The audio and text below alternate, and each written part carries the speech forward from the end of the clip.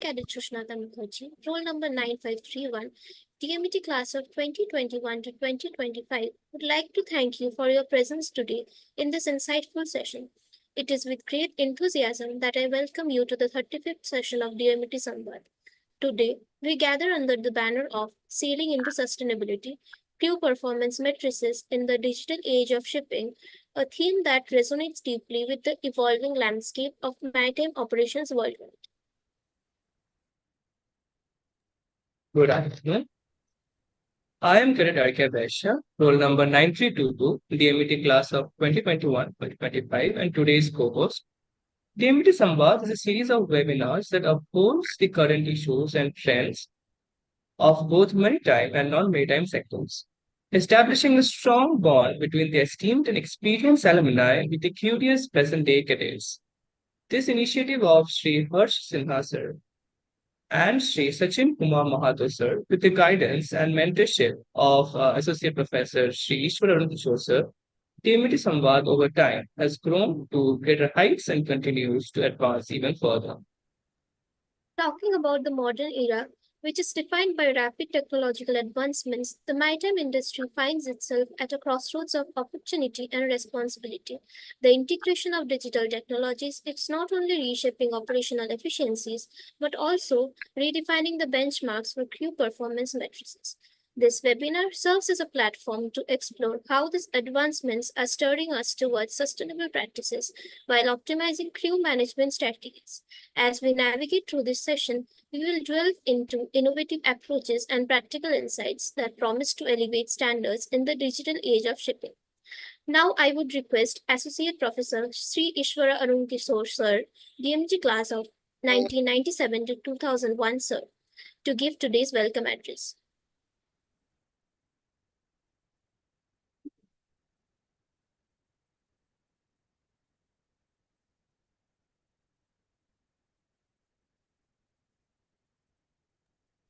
I request Sri Ishwara Kishore sir to give Yeah, today's welcome address, sir.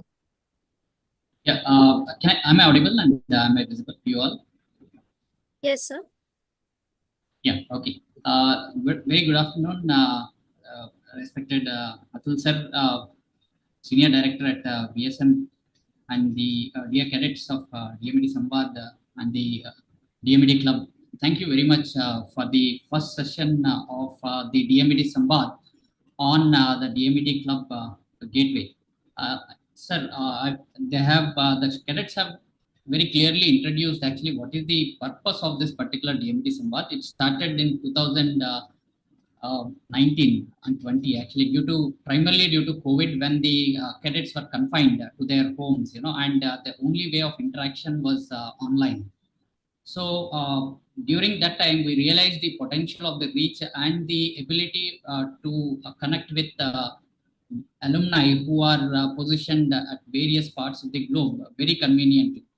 And with a motto that like water which flows from the higher elevation to the lower elevation, the motto is structured very meaningfully that the cadet should be able to get the best guidance from the alumni wherever they are located, and the guidance will flow to the campus and the cadets who are the future generation of the maritime experts. With this motive, actually, we have been conducting regular webinars. DMED alumni of Singapore was quite supportive for the initiatives. And when Pratik and others have actually showcased that DMD Club is one place where we are trying to amalgamate all the alumni and the activities, because the reach is getting better, the organization is getting better, and also we are all DMD alumni of finally. So it is better to work with more in numbers and make a bigger impact. So with this particular thought process, we have joined hands with the DMET Club, and this is the first session on DMET Club by DMET Samvad. So this is the gist of it, sir, and the space is for you. Please take the center stage, sir, and enlighten us with your expert talk. Thank you very much.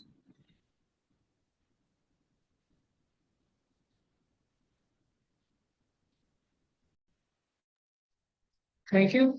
Thank you, sir, for today's welcome address. Before moving further, I would like to introduce our keynote speaker for the session, Mr. Atul Ojha, sir, DMT class 1984 to 88, who is currently serving as the Senior Director of Bernhard Shipmanagement.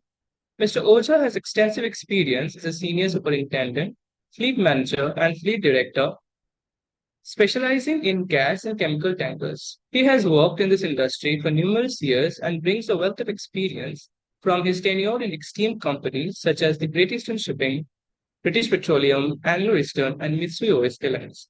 His expertise has allowed him to closely observe and adapt to evolving dynamics of the maritime sector. Today, his expertise stands as a beacon of wisdom for our session. We will invite our keynote speaker, Mr. Atul Ojha, sir, to enlighten on today's agenda. Please, sir, the stage is all yours.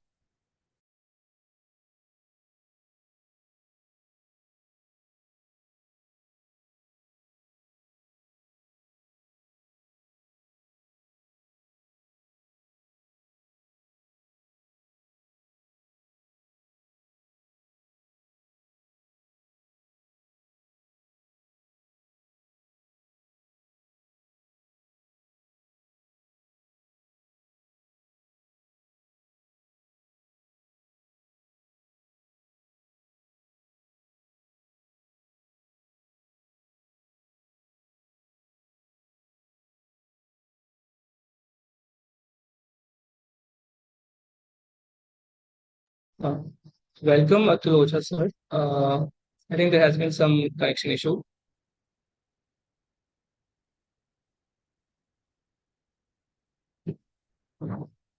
Excuse me. Am I audible, sir? Yes, you are audible, Ankit. Sir, if you could please come on screen and enlighten us on today's agenda.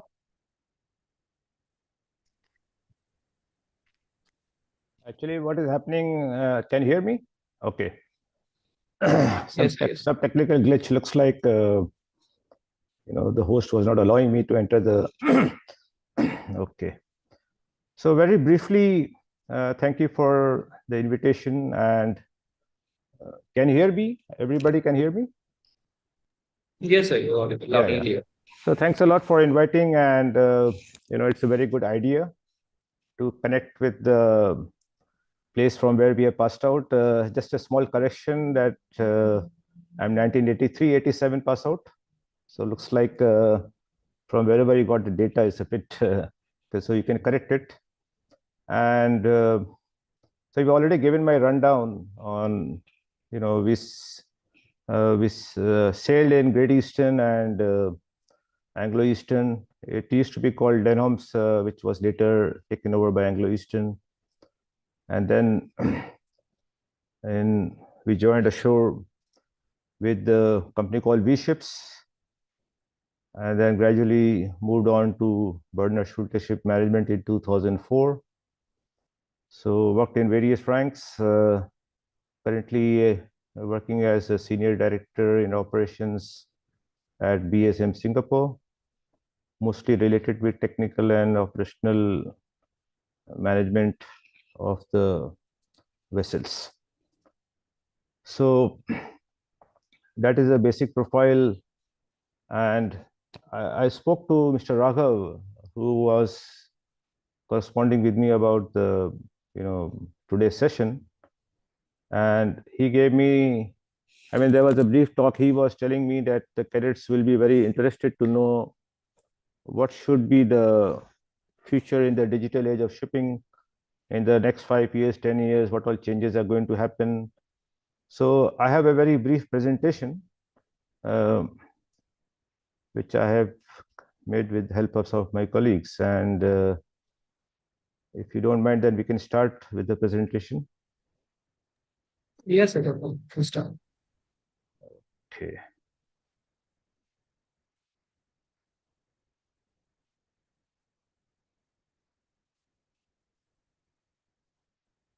So can you see? Yes, it's visible. Okay. Let me just try to make it full page. Is it clear now? Yes, sir. Okay, so we are going to deal with the subject of crew performance and how do we prepare the marine engineers in the digital age of shipping, right? So as you know that shipping is evolving.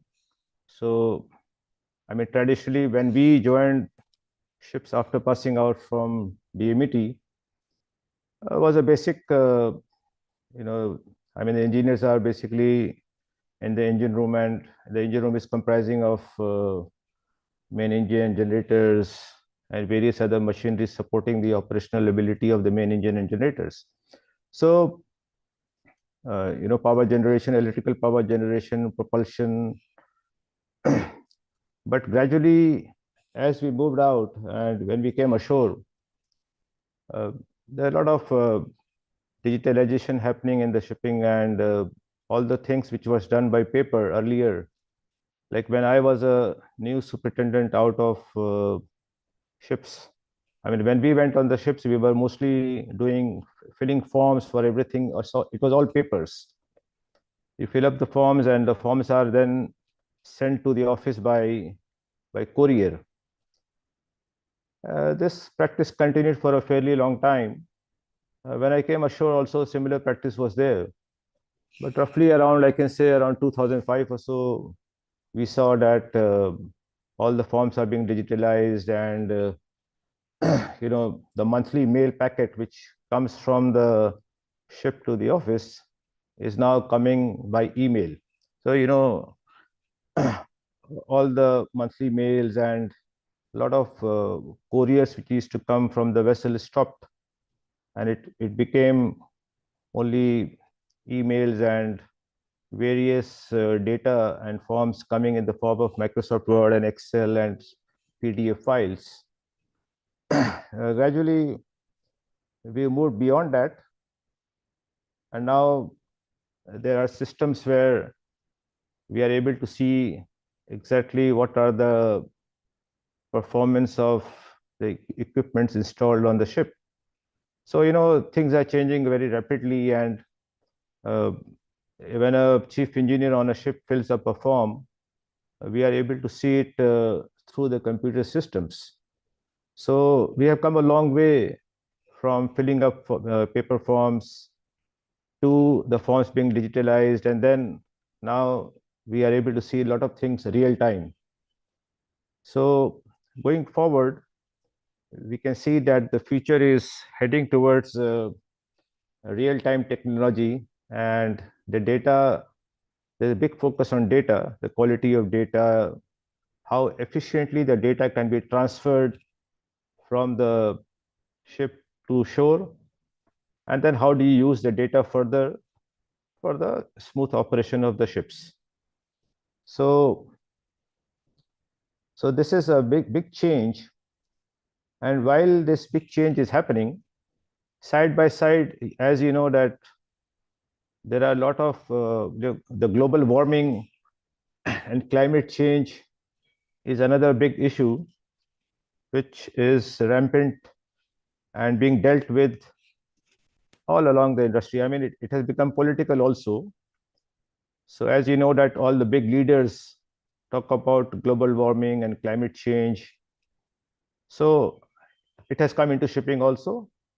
So shipping also has to play a part to reduce the emissions in order to comply with the United Nations goal of capping the the temperature rise to 1.5 degrees.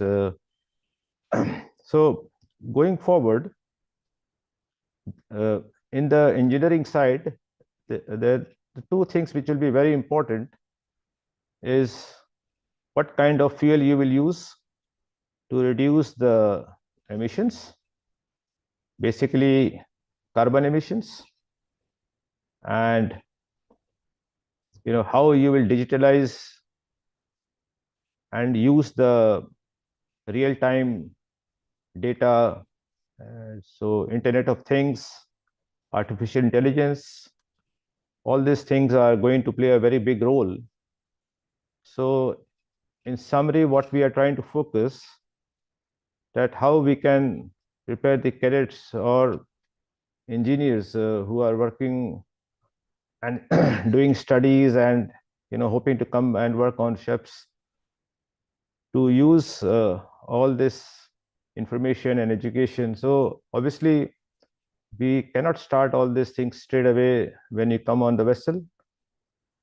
So our philosophy or thought process is that at some stage, the engineering colleges and especially DMET, how our cadets can and our management of DMET can introduce all these courses and do some changes in the curriculum, do some changes in the training, so that when the cadets are coming out of DMET, they are very well versed and much more informed to meet the new demands of the industry.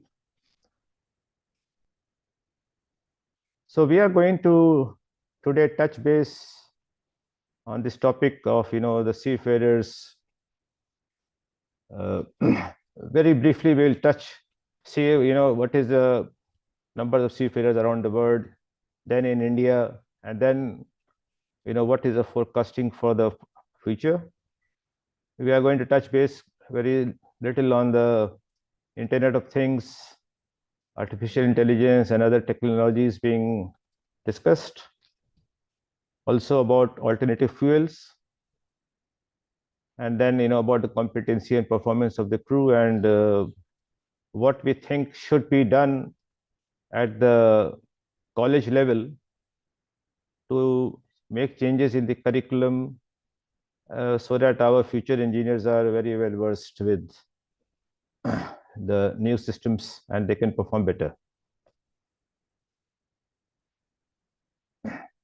So here you can see this is don't try to break your head too much with all these graphs. These are quite technical.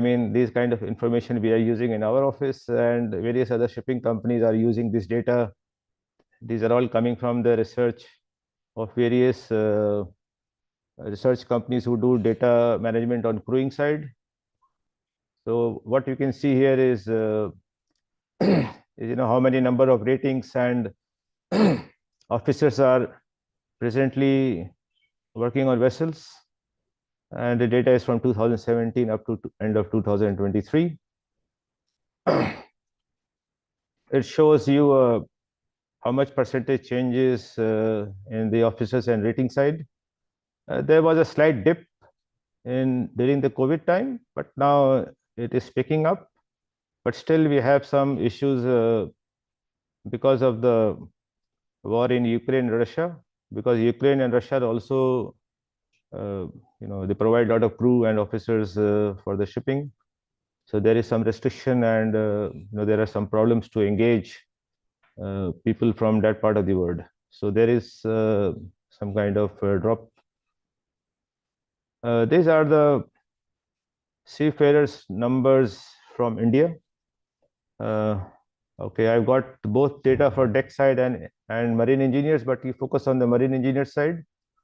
As of now, you can see we have roughly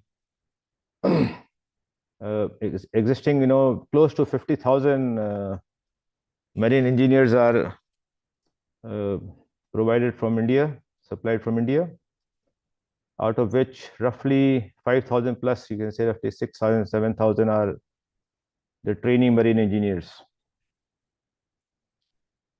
And this is the graph showing the demand and supply. Last year, the requirement for global officers demand. It's not about India or any other country, and also the engineers and deck officers are all combined together.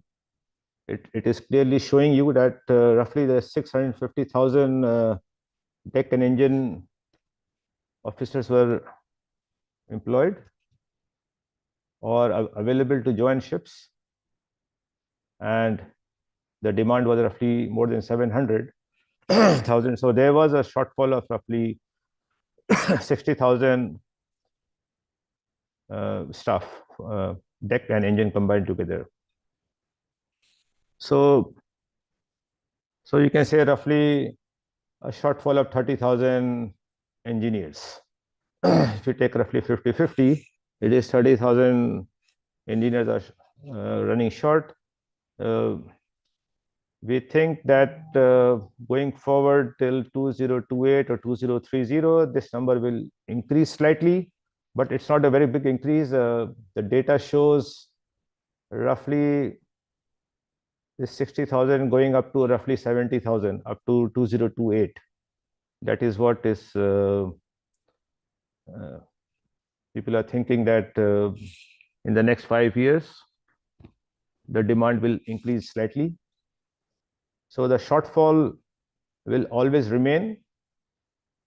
So, which is a partly good news for all you people, that there will be jobs always. But of course, we need to pay extra attention and improve the skill set in the areas where the future is, and that's what makes a difference between a top ranking institute and an average institute which is just churning out people and providing degrees. So we come to the age of digital shipping. So I'm sure everybody is hearing. We can take the questions and all later after the end of the presentation. But is everybody able to hear clearly, or are there any concerns? No, sir. You're clearly audible. Okay, all is well. So just very briefly touching on the Internet of Things in the marine engineering, when you will come on ships, you will find, or as of now in your day-to-day jobs, you must be seeing that there are a lot of sensors being installed. One of the you have sensors in the car, and you have sensors in the aircrafts, which are continuously relaying data to the shore. So likewise, the technology is developing in such a manner that instead of people going and taking down the readings on a machinery, there are a lot of different kind of sensors being fitted on the machinery and equipments, and the data is being continuously relayed real time to the offices or to the concerned people who are monitoring the performance of the equipment. I mean, one of the basic things at shore, if you have seen, is a CCTV camera. How a CCTV camera is monitoring a lot of places, and some CCTV cameras are more advanced type. They are able to do face recognition and so many things, and the police is using it for crime detection and prevention. So same thing in the marine industry. We have sensors being installed on the engines and other important machineries, and the data is continuously fed back to the office, where the people are analyzing the data, and they are able to guide the crew on board in a timely and much faster manner and a more effective manner. So going forward, this thing is going to make a big impact on the marine engineering, and for the marine engineers, it is important that apart from knowing the traditional marine engineering, which we all have been reading since the time the college has started, we have to do a little bit of diversion and also spend some time to study about how these sensors work, how the information is relayed from the ship to shore, and then some amount of data analytics, what technology is used, how the data is used, how it is helping in making decision making. All these things are becoming much more critical over the time. As you can see on this right hand side, we have a small drawing for everybody to see that even on the cargo side, we have got refrigerated containers, and the containers are fitted with sensors nowadays, and the people who are moving the containers are able to know where is my container, what is the temperature of my cargo in the container. Suppose if it is a refrigerated container, it's supposed to keep the bananas at 5 degrees, then the people who are transporting the banana and the concerned guys, they all know what it is. And many years back, the same thing was being recorded by the crew on board and transmitted through emails or by post ashore. So you can see that by this kind of technology, there is bound for performance to improve. I mean, gone are the days where you can make any story about how the container refrigeration system was working. Now it is very simple. Everybody ashore can monitor. Same thing is happening with so many other equipments fitted on board. And of course, this technology costs money. But as we move forward and the requirements and everybody is catching up with it, so you cannot sit back and keep using the old things. You will be out of market. It is something like what happened to the Nokia phone. If you think that Nokia phone was very good 30 years back, and you can use the same technology and keep working and people will keep buying you, it is not going to happen. And same thing is in the shipping. In the shipping, if you are not innovating, if you are not catching up with new technologies which are available in the market, and you just want to stay the traditional old horse, then your ship is not required. And same thing is with the people.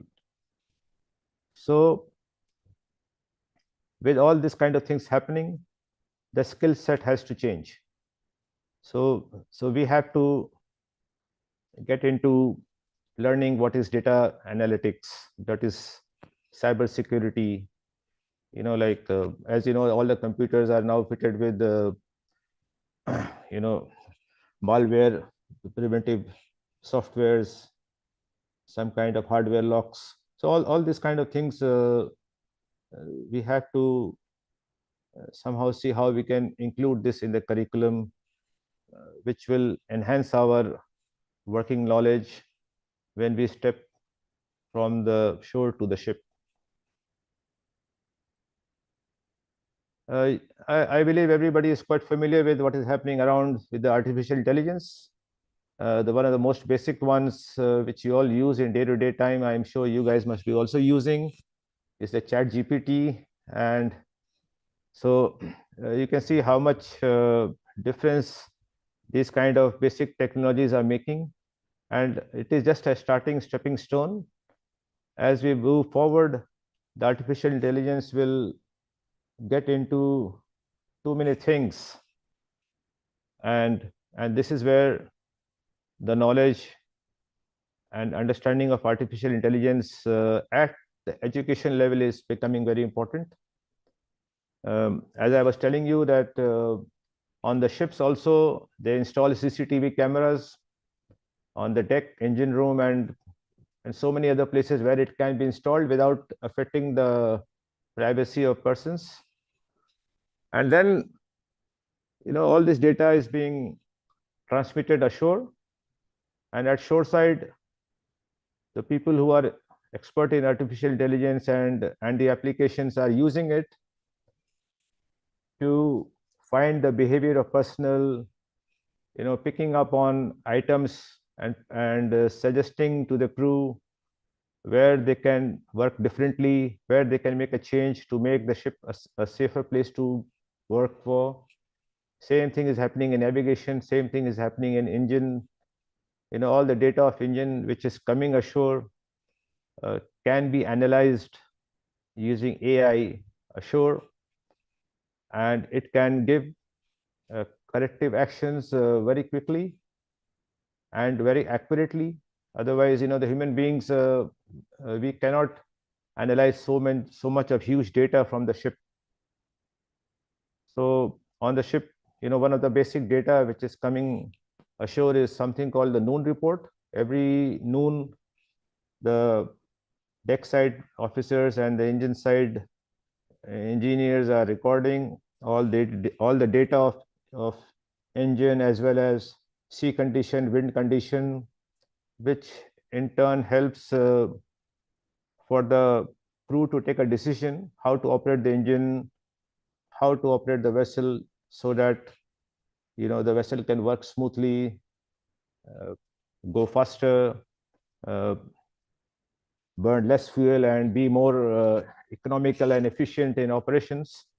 So all these things now can be analyzed very quickly ashore and in a more effective manner by using artificial intelligence.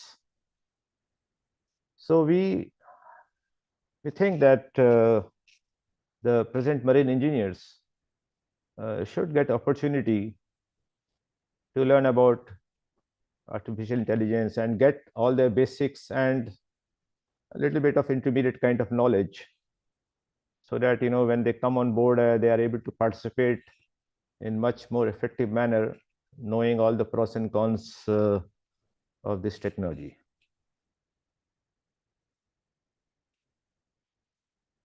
The other thing which is going to affect you guys a lot will be the use of alternative fuels. I am sure that you have had a lot of sessions about decarbonization in shipping earlier. So we don't want to spend too much time on these slides, but still it plays a very important role in how your curriculum and how your study system and requirements will be focused in the future.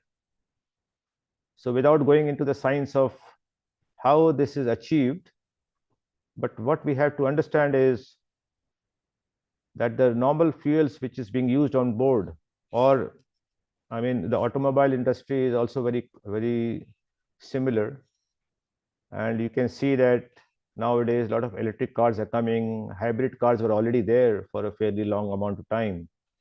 So you can see that the fossil fuels, I mean the petrol and diesel, is being gradually phased out. It will, of course it will take a much longer time, and similar kind of thing will happen on the ships. But phasing out is simple to talk, but what is going to replace is quite important. So the replacement fuel, or the so-called alternative fuels, is not something which we can produce just like that. A lot of research and development and cost is going into this aspect. And more or less, when you guys will come ashore and start working on ships, you will find you may have to work on ships which are using ammonia as a fuel, and maybe in future hydrogen. So you will see a lot of changes. So if you are studying internal combustion engines now, of course it is important to know all the basics, but together with it, we have to also study how the gas burning engines and the new fuel engines will operate or work. At least the basics we have to study. So because this is going to be the future. So I mean, we can't close our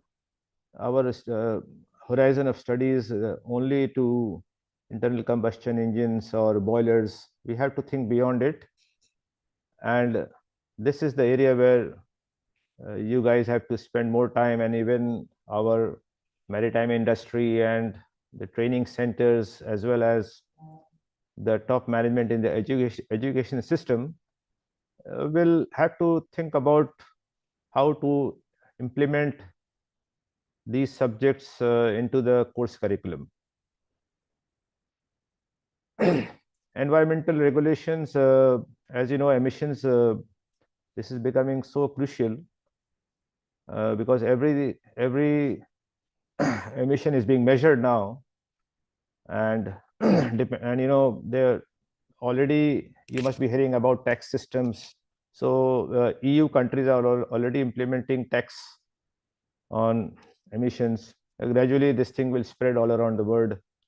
So the measurement of emission, the reduction of emission, it's a vast topic. And so, but this topic is all clubbed together. It is clubbed together with what kind of fuel will be used in the ship in the future. So we highly recommend that this subject should get a lot of importance in the future course curriculum and, and trainings across various institutes, and we sincerely think that DMET will put a lot of focus on this. We can share the presentation with you later, but these are all certain amount of ideas which you must be familiar with, how to lower the fuel, how to lower the consumption of fuel, which is about how you maintain the condition of your hull, your condition of the engine and weather condition, how do you operate the ship, I mean the speed of the vessel. It's like, when you drive your car, whether you're driving at equal speed or if you're trying to accelerate very fast and trying to drive your car very fast outside the eco zone, then you spend more fuel. So ships and engines are, the behavior is quite similar, and so all these good practices are employed on the vessels to reduce the consumption. These are all a lot of new technologies which are coming in, and we also are promoting that DMET should implement subjects like emissions and green technology, and what is going to power the ships in the future. So apart from the fuel, how solar like sails and things like air, improved hull paints, there are different kind of changes being done in the rudder and propeller. We have, how do we use solar cells, and there are so many other things which are, you can say, apart from the traditional propulsion systems which are running the vessels, what are the other items being added on the ship which is participating in the vessel movement and improving the efficiency and reducing the cost of fuel or emissions. So this is a whole complete package under the ESG umbrella.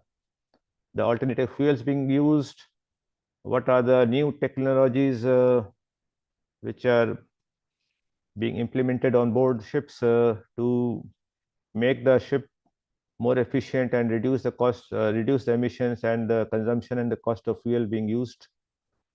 So, this is another important chapter which will be very key to the cadets. So digitalization, that means all this use of AI, use of IoT, and the new technologies which are going to reduce the consumption of fuel or bring in some kind of new fuel. This is going to be the key going forward. So as of now, what we are seeing is, when we assess the marine engineers, we are using examinations or various online assessments.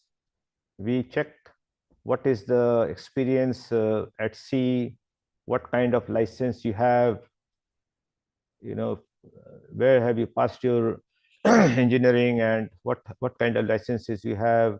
So all this basic things are taken into consideration when we are using or employing the seafarers ashore. But we are quite sure that maybe in the next 5 to 10 years time, we may start having simulator based assessments. We can have more practical and advanced kind of online systems for analyzing the competence of the engineers. Then basically checking what is the awareness level of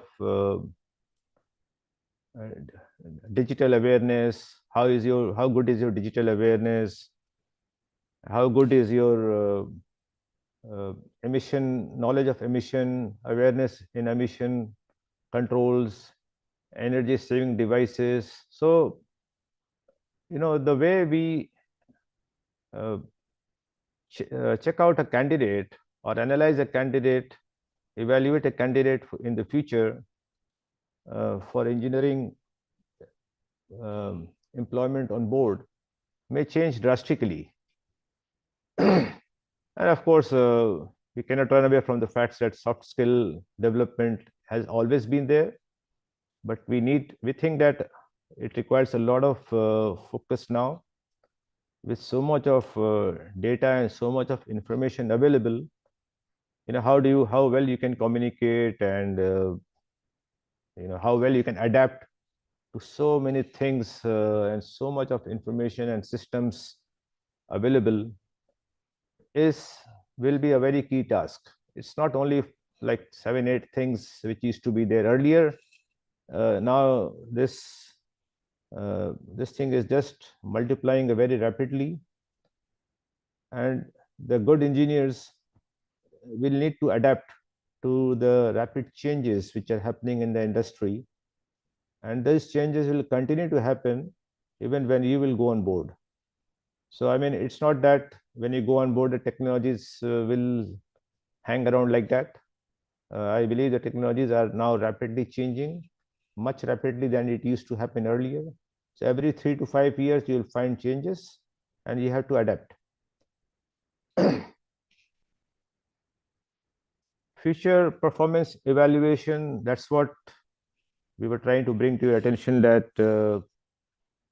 in future, look, safety is always there. Safety awareness is the top end item, but here we are dealing with our subject is what are the main changes which are going to happen in the future, and when you guys are in DMT and about to pass out, about to go on ship, what kind of skill set, what kind of things you must focus more so that you are different from others.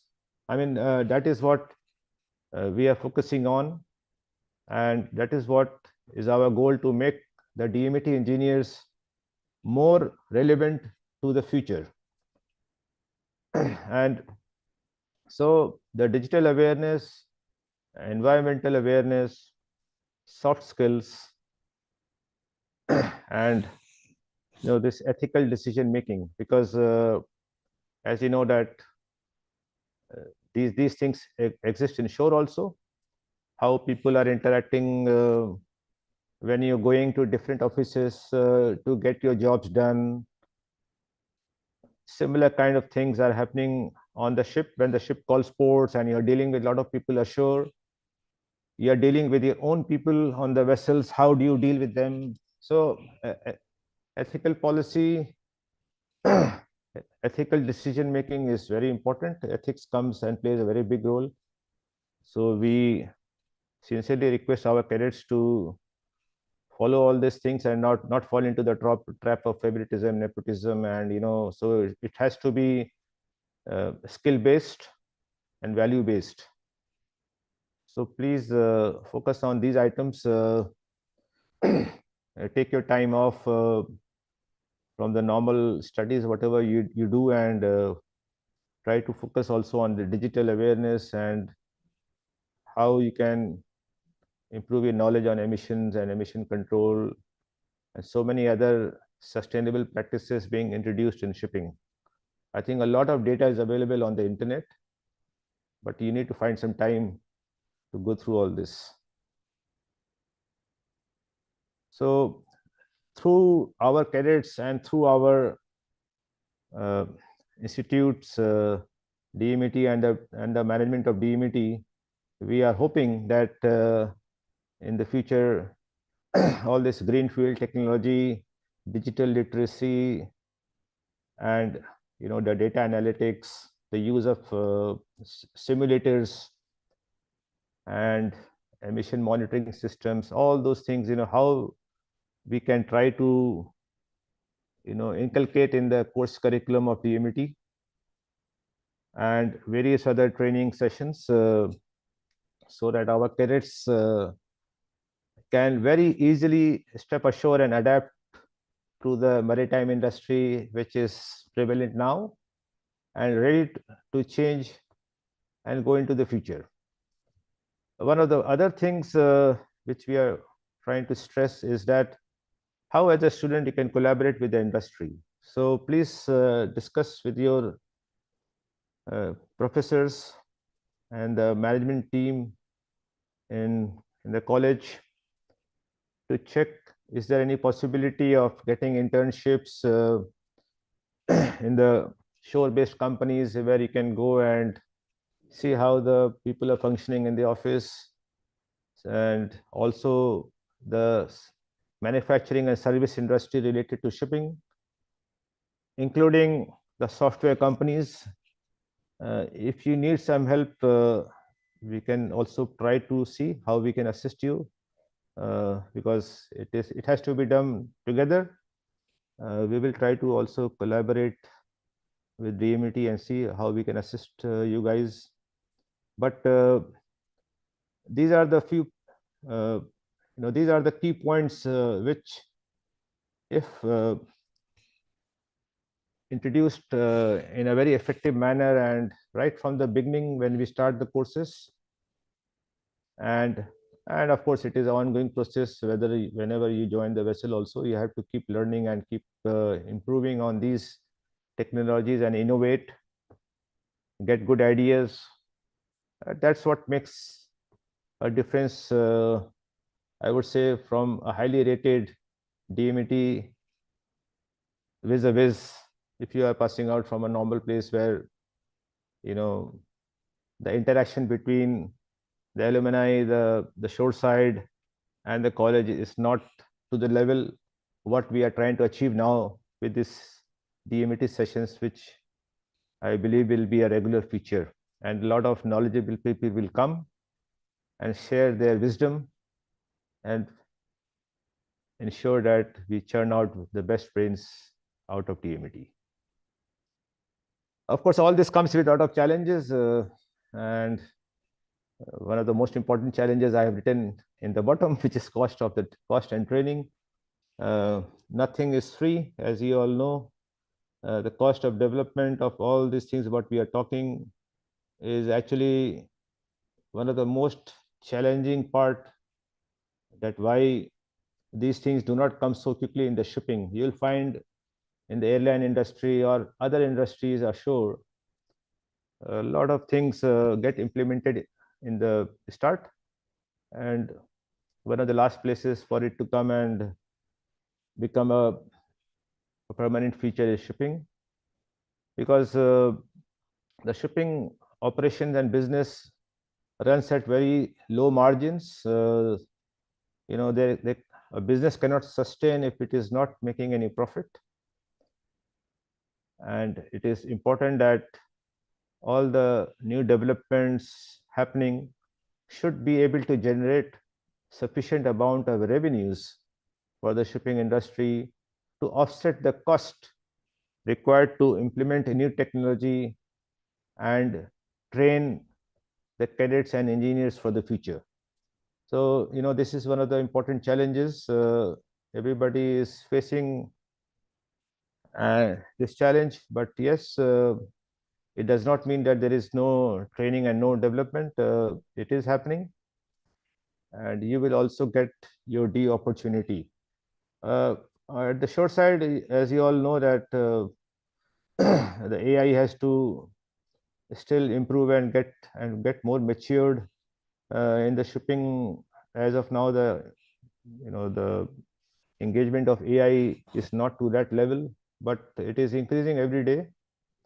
The acceptance, the belief that these things will work for you is very important. So all these things clubbed together will make the new technologies work for you. At the end of the day, the new technology is going to make your life simpler, better, and more efficient and safer. So this is the main goal of having new systems in place. Data privacy, cyber security is also one of the major challenges in the European Union due to GDPR requirements. There's a lot of data privacy requirements in the EU countries and so many other countries, that a lot of things still cannot be done and pursued. So the legalities are, the legal challenges originating from data privacy is one of important roadblocks in the development of this IoT and AI in the shipping industry. So I would like to just conclude today's session from my side, saying that we need to focus on internet, IoT, and artificial intelligence, various kind of communication and digital applications being practiced, used, or being implemented on ships and at shore. Use of various kind of fuel oil emission and performance monitoring systems will be the new buzz thing in the near future. Believe me, at the moment you will come on board, these are the things you are going to hear, and you have to gear up.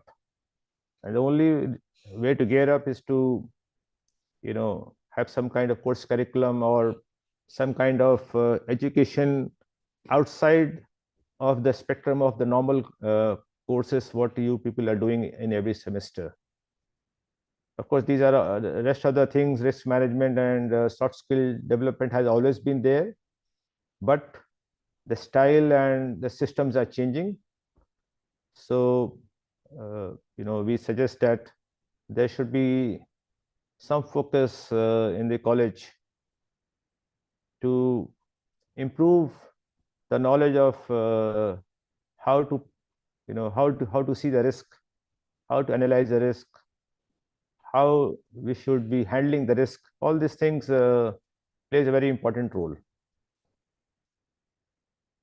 So that's all from me. Thank you very much for your time and patience to hear me out. If you have any questions, let me know. Otherwise, my email is also here. If you think we are not being able to address your concerns, or if you have any questions beyond this session, you can always write to me. We will get back to you. Thank you so much. Thank you, sir. I believe today's audience will draw inspiration from today's session and use it to shape their own future. Now I request all the senior audience to share some insights on today's topic. We will share with Sri Arun Kumar Singh, sir.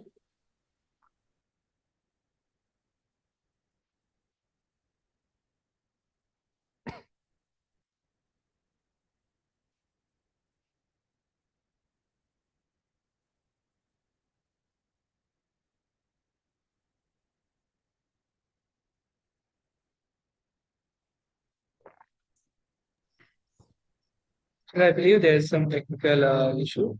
Now, any audience, if they're having any questions, may raise their hand. We will take them up Can I one ask by one one. question, sir?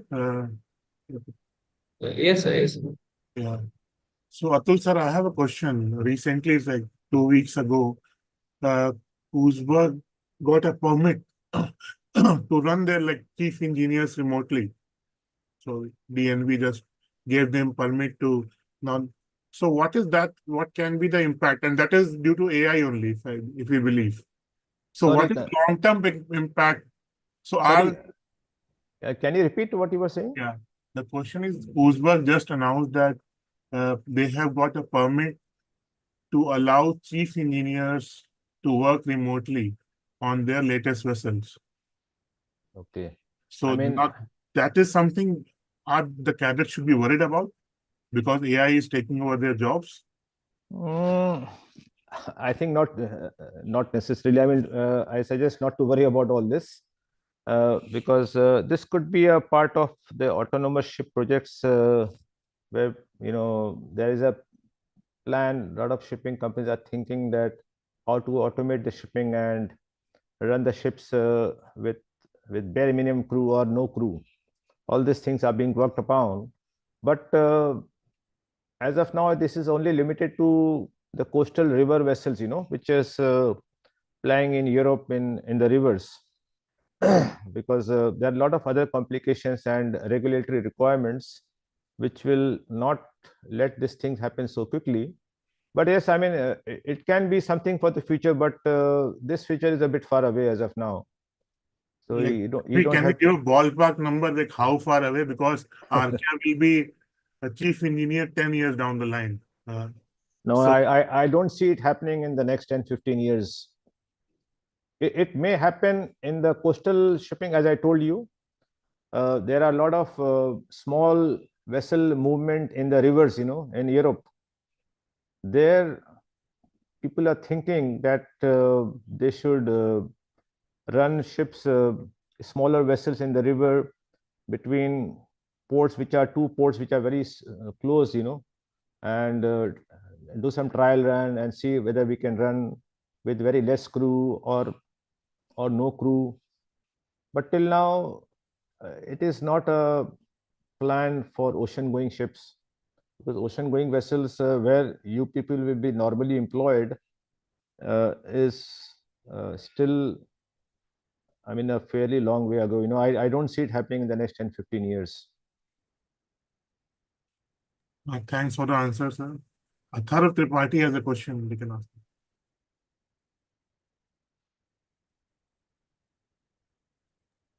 Atharva, can you unmute yourself?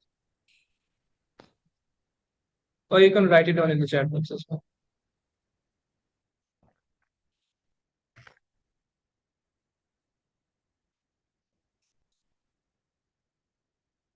You have to unmute. The moderator has to unmute the people who are asking the question. The host, the Susnata, you have to unmute the people who want to ask the question. Yes, sir. Yeah. Yeah.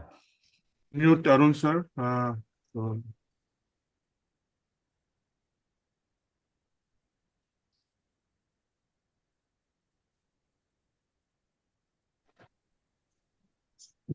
Excuse me, sir. I'm Cadet Athar Tripathi, roll number 9876 from 2023 entry batch. The question which I would like to ask you is that as we are today working forward to bring innovations in marine engineering, or according to you, what are the key factors which we should take in account to ensure successful implementation? Like, how can we balance the cost of development against the potential long-term savings, and what are the other factors which we should take in account throughout the process? See, the key points we have already discussed in the presentation is about the use of alternative fuels and the digitalization, how the shipping industry will be automated, and the use of digital systems as well as the new kind of fuel. So, I mean, all these things do cost money, but as we go forward, the changes, what is going to happen is that I don't know whether this is very relevant to your courses and subject, but still, just to give you a small outline, is the ship financing. When a ship is purchased, I mean, you can just apply the logic of buying a car. When you buy a car, you try to take a loan from a bank, and the bank is not going to. Does the bank ever ask you a question? What kind of car you are buying? What is the fuel you are going to burn in the car? So, I mean, if you ever bought a car or a two-wheeler, did your bank ever ask you a question like that? Or, but when you are going to order a ship or going to engage a vessel in some kind of charter, nowadays these kind of questions are coming. So, why the questions are coming? Because, everybody wants that the ship should be relevant to do business for the next 20 years. So if you are going to buy a ship which is not using new technology and new kind of systems and new kind of fuel, then that ship will not be relevant after 5 years, 10 years. And that not being relevant means they will not get cargo to load and go from A to B. And that's how the money is generated. The revenue from the ship is generated when you move the cargo from location A to location B. So the money required to move the cargo from location A to B this is going to go up. I mean, the society is going to share the cost basically. So if you want a better atmosphere, cleaner air, and so many other things which comes along with it, the cost is shared by the society. Society means, the people. The people have to shell in more money to move a particular cargo from A to B, and a certain amount of money from this is spent in research, development, and the new technologies. Does it make any sense to you? I believe it is quite similar in all industries, and shipping industry is also not far away. Sir, what I wanted to point towards was that, like, if we are doing any kind of innovation, should we prioritize towards the cost of development or towards the long-term saving? Like, what matters more for a ship buyer? Or if there is any other factor which we should prioritize Okay, so over both so of in short, in the shipping industry, all the research and development is taking place for basically few things. First thing is to how to implement a new system for a long-term saving. That is important. Nobody is going to implement a system or technology or any new equipment on board just to, I mean, there has to be some way the ship owner will save cost and make the system more efficient. Anything which is being done at the research level for equipment or a system, it is to make the ship and the crew safer, reduce the cost of operation, and increase the profit. That is the main motto of everything. It could be that this thing gives you the return in 5 years. Sometimes the things can give you return in 10 years, but that depends upon what is the actual equipment or a system. And the second thing which is done is rule based. Now, as you know that due to climate change and global warming, these emission rules are becoming stricter by the day. So all the emission goals have been already declared. By 2030 you must do this, by 2035 you must do this, by 40 you must do this.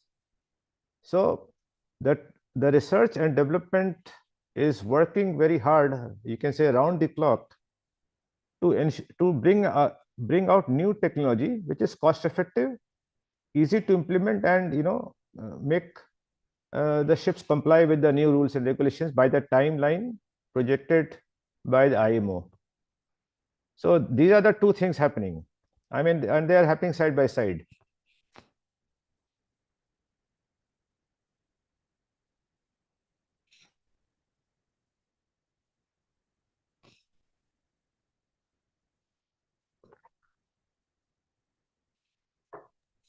Thank you for answering, sir. Next question. Due to some technical glitches, Mr. Arun Kumar Singh sir is not able to unmute himself. He has mentioned his question in the chat box, which is the rapid expansion in shipping technology how is it being affected by the MTI, and how can the changes be brought about in the MTI? Sir, Mr. Atul Ojha sir, can you kindly shed some light on it? What is MTI? Maritime Training Institute, sir. Aha, okay. So sorry, can you repeat again what you asked? With the rapid expansion in the shipping technology, how the MTI can have curriculum to keep pace with it? Yeah. So that's what my presentation was dealing with these facts, that we just very broadly outlined two important aspects. One is the ESG. I mean, under ESG umbrella, you have alternative fuels, you have green technology, and all this kind of new fuels coming, emission management, performance monitoring. So we have to either bring in a new subject focusing on environmental and environmental awareness and all environmental related, like environmental science. We can have a subject like called environmental science or environmental engineering, and under this environmental engineering or environmental sciences, we can try to deal with all the subjects related to shipping, which is like emission on board vessels, what causes emissions, what we should be doing to reduce emission, what are the energy saving devices we can install, how they work, how they are able to reduce the improve the efficiency and reduce the consumption of fuel. So these are the things which should be very briefly discussed or dealt with at the college level, because it's going to be such an important aspect when you start your service at sea or when you step ashore. So and same thing with digital applications, like IoT, artificial intelligence, data sciences, data analytics, and communication. These things were never so important for engineers before. Like but at the time when we passed out from DMET and came to work on the ship, or when we left the ship and came ashore, till that time these things were not so relevant. But now it is becoming so relevant that even we have to spend time, after so many years of service at sea and ashore, we have to also devote a lot of time to study these things and learn about these things. We also go and attend a lot of seminars, and we also sit in these kind of conferences to hear out the experts' presentations and keep learning from them. So we feel that if these items are included in the curriculum of DMET, it is going to be very helpful for the cadets, by the time you guys pass out from the college and step ashore, step to work on the ships. So you will understand why is this being done, how it is being done. So you will have the required knowledge from before, rather than going on board and then struggling for it. And then you do one or two ships, you come ashore, then you earn some training, then you learn about it. So that's what we feel. I'm sorry that I do not have the idea what is the current course curriculum in DMET. Partly my mistake. Before this session, I should have tried to contact somebody and figured out. But if it is there, it is very good. But if it is not there, we request that the DMET management will consider to see how they can modernize the course element to make it more relevant for the future.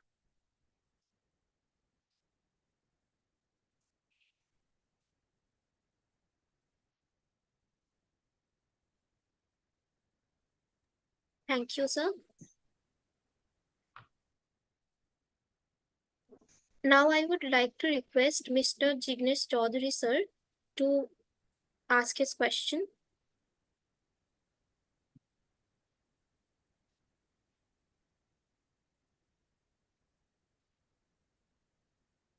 Sir, can you unmute yourself? You have to ask to unmute. You have to give him Sir, permission. he is been made the co-host.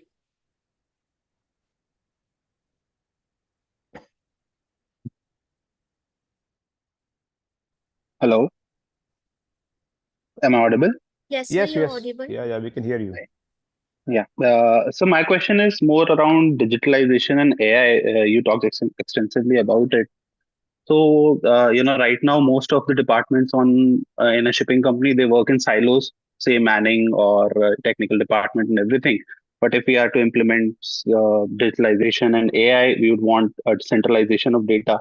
So, what is a problem that a company like Bernard Schulte would want solved for them by an external agent? Maybe using an ERP solutions, because companies so ever have moved from one solution to other solution. And with AI, definitely there's going to be another wave of change. So what is a challenge that a Bernard Schulte type management company would want it solved by a different organization, someone with expertise in tech? See, Jignesh, what is happening now is, of course, Bernard Schulte is a slightly larger outfit.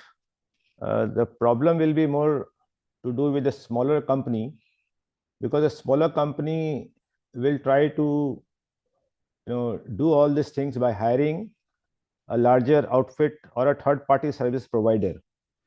So, since you seem to have a fair amount of idea, like companies like Bernard Schulte, Anglo Eastern, or like bigger companies like Maersk, they have their own large IT companies. They have their own IT company within the company.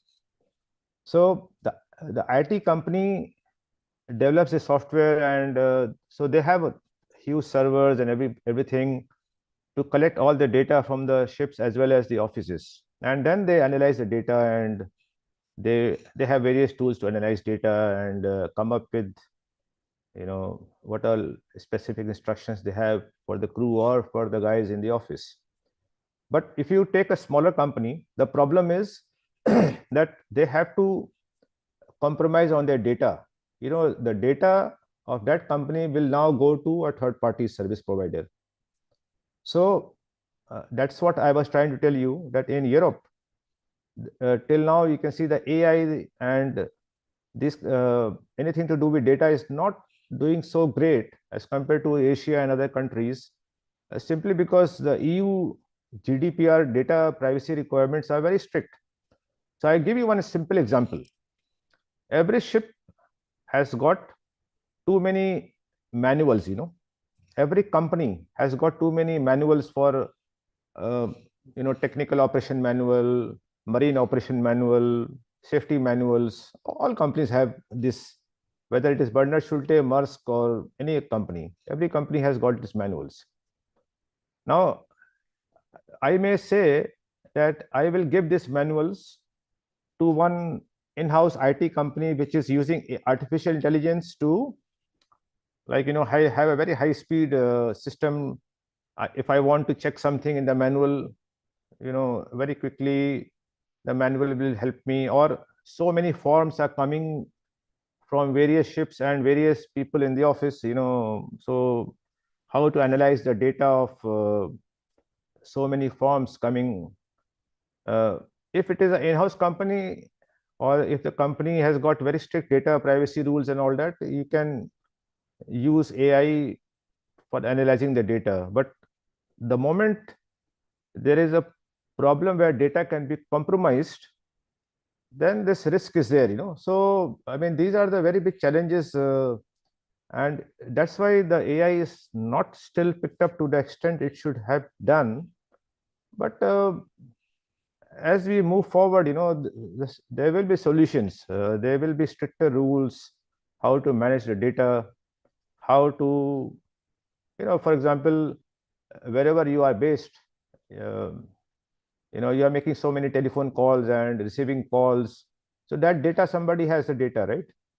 So if that data is compromised, then, how are we going to give the data to somebody else to make analysis and all that? So similar kind of things are happening in the shipping side.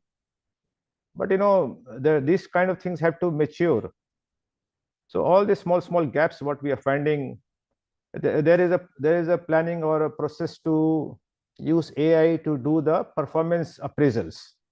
Performance appraisal of the crew, performance appraisal of the people in the office. You can implement artificial intelligence there too. But once again, the management of data and how to keep the data very private, these are all the challenges what the industry is facing.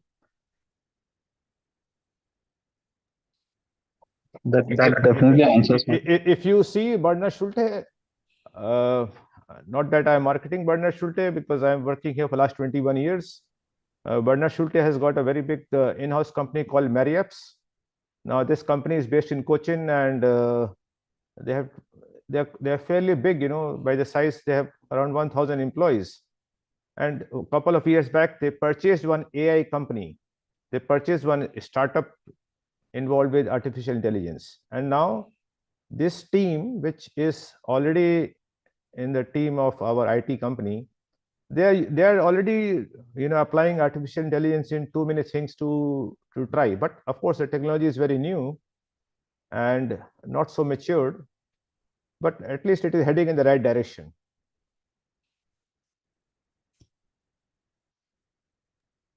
Definitely, so that answers my questions, and gives a very positive view for the future. And to add to that, sir, I had one other follow-up question on this. So we talked about training and you know cadets today or engineers today adapting to newer systems, new technologies, and IT has been one of them. So, in terms of using these systems, say in digitalization, AI, or analyzing the data, does the onus lie in the office or on the engineers who are on board in the future? What do you think? No, artificial intelligence, is mostly done ashore. As of now, the people who are, the crew, the importance of the crew is that if they know and understand the systems well, they will focus how to make the quality of data. The data quality is very important. Like if I have to report a seawater temperature and I don't care about it, I just write whatever was there 1 week back. Like for example, if today the the temperature in Singapore is 28 degrees, but I write 34 degrees. So for example, if I'm running, if I'm working in the engine room, I have to record a particular data, but if I record it incorrectly, then the whole plot is lost. So that is why this Internet of Things is becoming more popular. They are trying to eliminate the human intervention and having the real-time data by having high quality sensors which will give a good quality data. So the importance of crew is to understand the systems so that they can manage the systems on the ship. The data is transmitted from the vessels ashore. The rest of the things will be done ashore. But we don't want to limit our people to be always forever working on the ship. At some stage, there will be some smart guy. He says that, okay, I want to be a team member ashore in this planning of containers or monitoring of containers or doing some performance evaluation. So, if he has a good overview, he will go and practice it on the ship.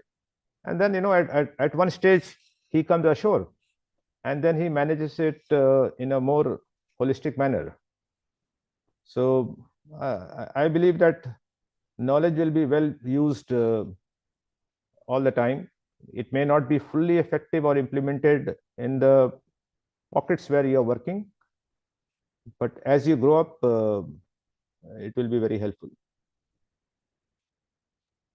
Thank you so much, sir. That answers my question. Thank you, sir, for your valuable views. Due to time constraints, now we will be taking up one more question, which is by Cadet Pratyush Sharma. Cadet Pratyush Sharma, kindly unmute yourself.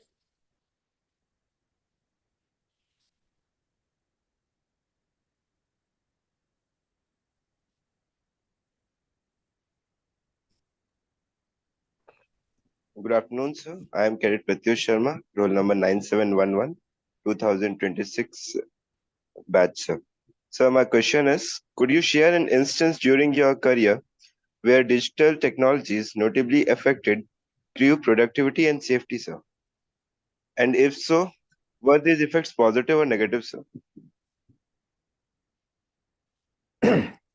Yeah, so it's very simple.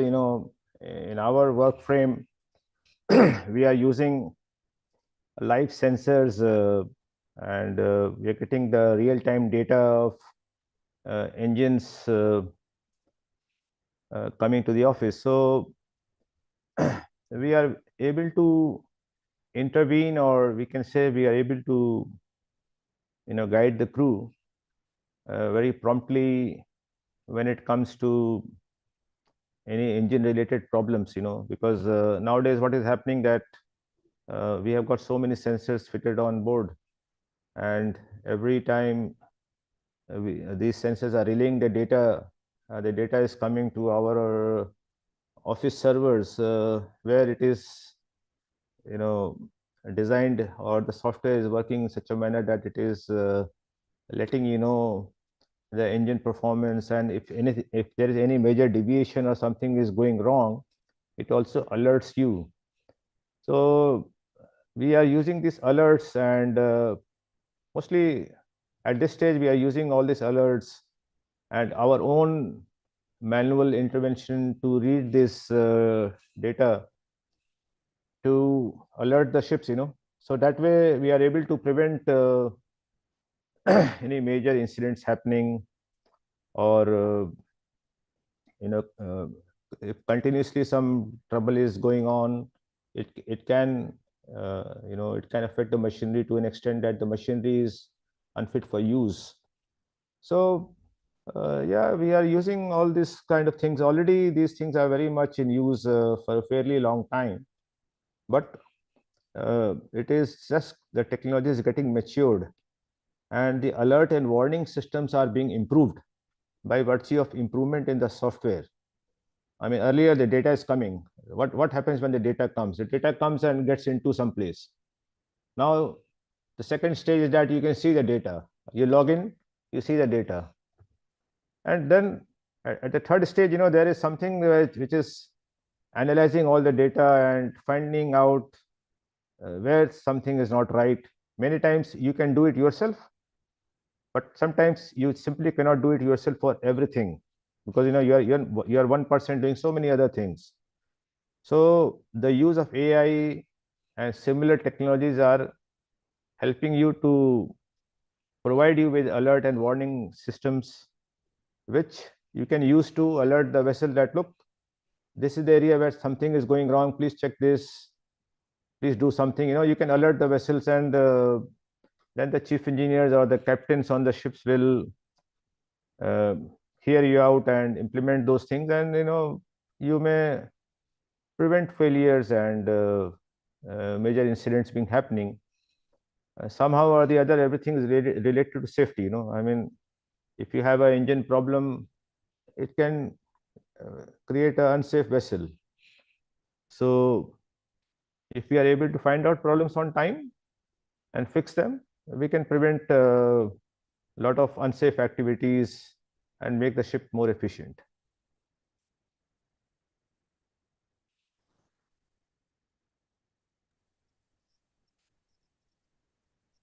Thank you, sir, for your insightful responses. Your valuable perspectives and experiences have enriched our discussion today. With approaching closure, I would request Cadet Prerna Ghosh to conclude today's session with a vote of thanks. Yes. Good afternoon, everyone. I am Cadet Prerna Ghosh, roll number 9441 from the class of 2021-2025. As we draw to a close of this enriching session on sailing into sustainability pre-performance metrics in the digital age of shipping, I am filled with immense gratitude and a profound sense of fulfillment. This journey of learning and inspiration would not have been possible without the collective efforts of so many individuals. First and foremost, I would like to extend my deepest appreciation to our esteemed keynote speaker, Mr. Atul Ojha, sir, DMD class of 1987. Sir, your knowledge, expertise, and passion have enlightened us and enriched our understanding profoundly. Your commitment to sharing insights with us is deeply appreciated, and we are incredibly grateful for your time and insights, sir. Thank you very much. I also want to extend my heartfelt thanks to Ishwar Arun Kisore, sir, DMT alumnus, class of 1997-2001, whose unparalleled support and guidance were instrumental in adding every star to the session. Your constant involvement and guidance with the Samvad team ensured our success. Special Special thanks to Sri Harsh Sinha sir, DMD class of 2016-2020, and Sri Sachin Kumar Mathur sir, DMT class of 2016-2020 for initiating DMT Samvad, and to the core committee and volunteers whose dedication and hard work ensured the smooth operation of this conference. Your efforts have been pivotal in making this event a resounding success, and we deeply appreciate your unwavering support. The noteworthy support extended by everyone for the successful sessions of DMT Samvad includes Sachin Saurav sir, roll number 8464 from class of 2021.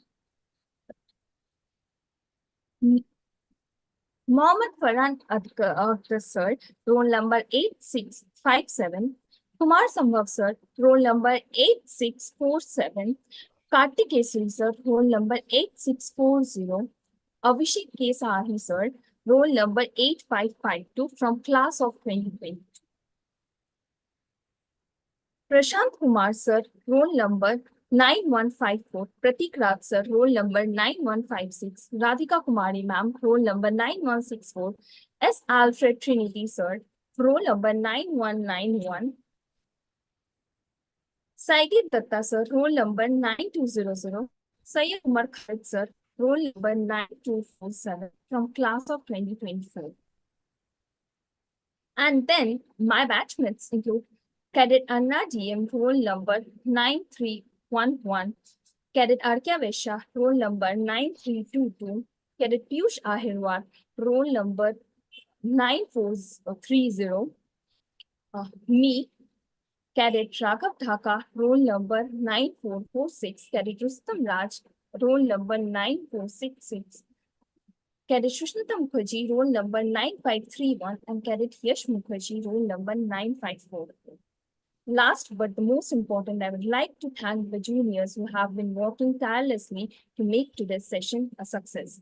Your hard work is truly inspirational, and we are grateful to have you in our team. To all the attendees, thank you for your active participation and engaging discussions. Your thoughtful contributions have made this conference a dynamic and enriching experience for everyone involved.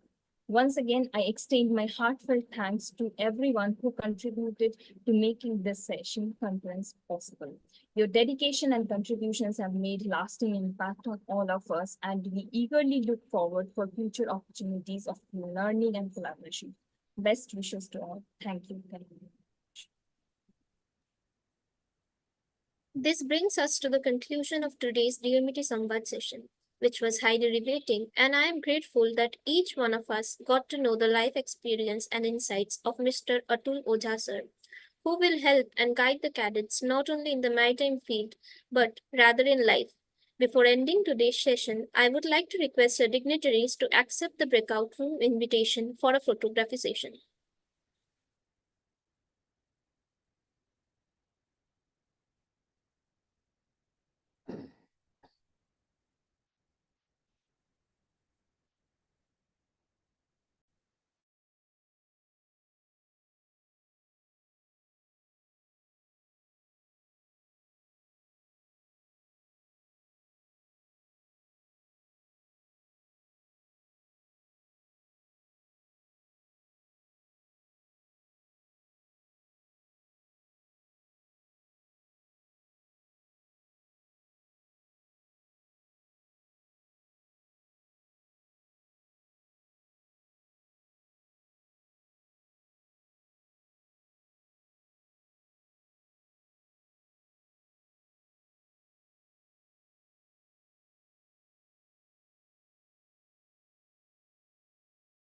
Nata, create a breakout room, new breakout room, and invite everyone.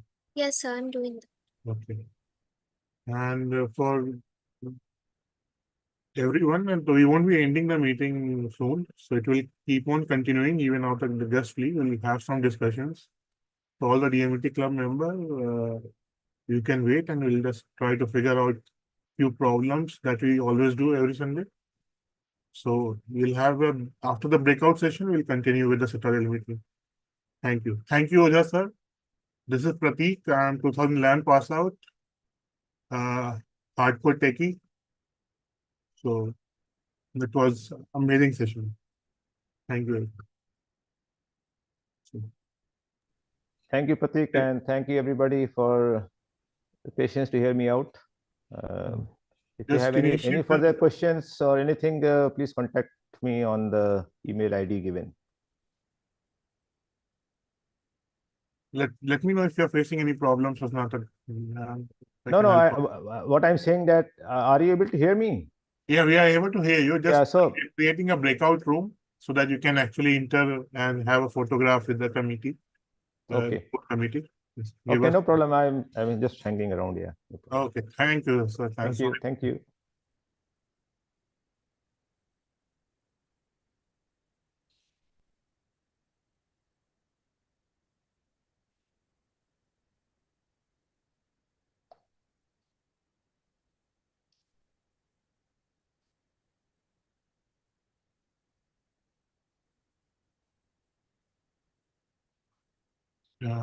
I would need to permission if we can stop the live streaming right now for the session. The host. Yes, sir. We can stop the live stream. Okay, just give me 1 minute. I'm taking the host permission from Susnata to stop the live streaming.